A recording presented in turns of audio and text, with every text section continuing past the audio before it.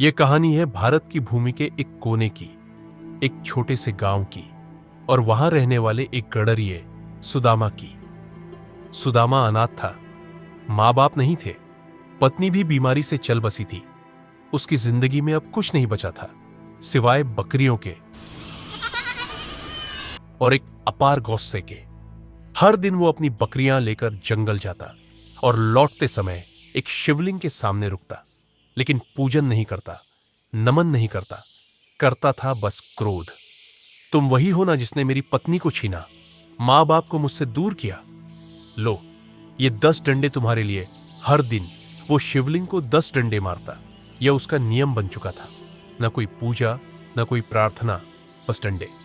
दिन बीते, महीने बीते और फिर 3 साल। हर दिन, हर मौसम, चाहे गर्मी हो या बरसात, एक बात कभी नहीं बदली, सुदामा के डंडे। गांव के लोग बोलते, अरे वो सुदामा तो पगला गया है, भगवान को भी नहीं छोड़ता। फिर भी देखो, उसकी बकरियां सबसे तंदुरुस्त रहती हैं। एक रात तेज बारिश हो रही थी। आकाश बिजली से चमक रहा था। सुदामा आज जंगल नहीं गया था। शाम हो चुकी थी। वो घर में खाना बनाकर खाने जा रहा था। तभी सुदामा को याद आया कि आज तो मैं डंडे मारना भूल गया। थाली एक ओर रखी, डंडा उठाया और चल पड़ा जंगल की ओर, बिना परवाह किए। बारिश की, मौत की, नदी की। नदी उफान पर थी, पर सुदामा रुका नहीं। डंडा कसकर पकड़ा और कूद गया बर्फ सी ठंडी लहरों में। मैं आज भी नहीं रुकूंगा। तुमने सोचा होगा कि इस तूफान के कारण तू बच गया, लेकिन नहीं शिव, आज भी तुझे डंडे खाकर ही रहना होगा। भीगता, कांपता, गिरता पड़ता वो शिवलिंग तक पहुंचा, डंडा उठाया और लो, आज भी पूरे 10 डंडे। सोचना भी मत कि बारिश तुम्हें बचा लेगी। जैसे ही 10वां डंडा पड़ा, पूरे जंगल में रोशनी फैल गई, एक दिव्य प्रकाश। और फिर एक गंभीर आवाज आई,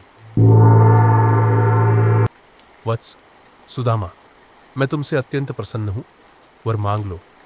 सुदामा पीछे मुड़ा, देखा तो सामने स्वयं महादेव खड़े थे। आप भगवान शिव हैं, लेकिन मैंने तो आपको गालियां दी, डंडे मारे। वत्स, तुम्हारा प्रेम असली था। तुम मुझे कभी भूले ही नहीं। तुम्हारे डंडे भी मेरे लिए भक्ति बन गए, क्योंकि उसमें छल नहीं था, दिखावा नहीं था, बस सच्चाई थी।